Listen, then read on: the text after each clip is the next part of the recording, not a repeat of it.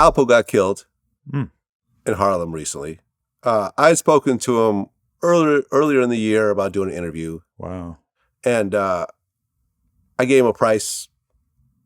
He said, all right, I'll get back to you. He didn't get back to me. He made a video a few months ago saying how the price was insulting and fuck Vlad. I'd never do an interview with him, which was odd to me because my thing was like, well, if you didn't like the price, just come back to me and tell me what price you want. Yeah. We'll Because I can definitely tell you what's not going to work. Yeah. So, unless maybe the price in his head was $1 million.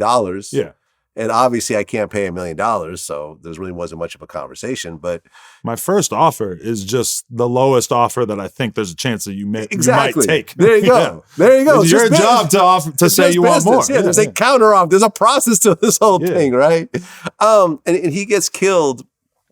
He gets shot up in Harlem where he's living at the time with him admitting to 14 murders, as well as, stealing from people, snitching on people. People like Wayne Perry from DC are in prison right now. And, for example, I interviewed people like BG Knockout, and their thing was like, they're surprised it didn't happen earlier. Yeah. When you heard that story, what'd you think?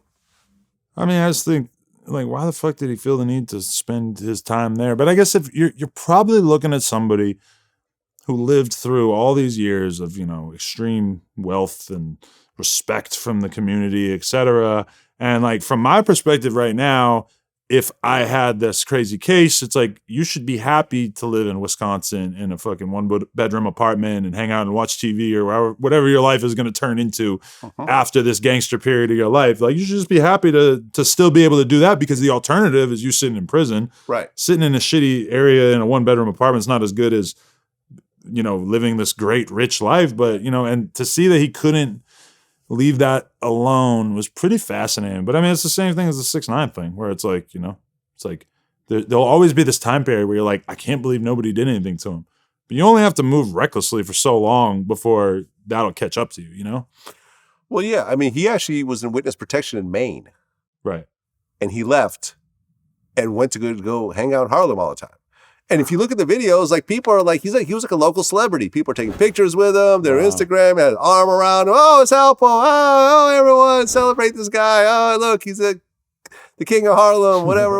Oh, the movie, Cameron played him. It's like a bigger than life and so forth. And it's like, I heard he'd be hanging out in Harlem like every day on the corner, like Goodfellas. Like, what I'm saying? Like sitting in front of like a social club with his friends and just, with a bulletproof vest on.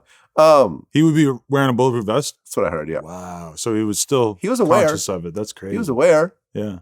But, and the crazy part about it is that someone I've talked to, and this is not facts by any stretch of the imagination, but sooner or later, NYPD is going to release their findings in this murder that was done in a public place, on Halloween. Right. So we will find out eventually. The story I heard, it didn't have anything to do with any of his old beefs or the people he killed or whatever else. There was some new shit. I heard he got into it over a girl.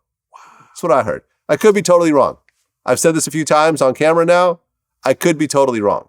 Wow. Person that told me is pretty reliable though, but we could both be wrong. Because I mean, even if you're the worst snitch in the world, or you're the biggest piece of shit in the world, it's like the number of people who are really going to kill you is relatively small, and the number of times that you're going to put yourself in a situation in which someone could kill you is going to be a relatively small percentage of the time. But if you are out there enough exposing yourself to the elements, then eventually you're probably going to run into somebody who wants to take care of you. And I mean, that's why somebody like you or me is smart enough to, I will pop up in somebody's neighborhood and I'll kick it there for like a half hour and I'll be out, because I'm just not, I like sliding on people doing that kind of shit. Like, I don't even do that. I pull up to skate parks in terrible areas sometimes to just like meet up with the homies, and people will be like, oh my God, I can't believe you're here.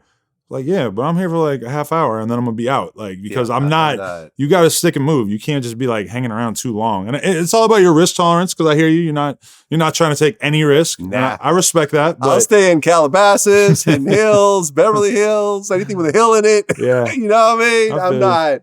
I'm not even really going to a lot of events anymore. I really haven't gone to an event really since the pandemic started, honestly. I was like that for a long time. And then I went to the Drake Battle Rap birthday thing, and I went to Complex Con, and it was, I mean, my legs are hurting from standing up. We're getting old, man. I'm like shaking 15 hands in a row, and I'm like, oh my God, I gotta wash my hands. Holy fuck. Because I got really used to like washing my hands all the time in the pandemic and not ever shaking people's hands. And then I go to Comics Con and I'm trying to remember to fist bump everybody, but I'm slipping up and shaking hands. And no, everyone wants to shake your hand. I mean, it is what it is.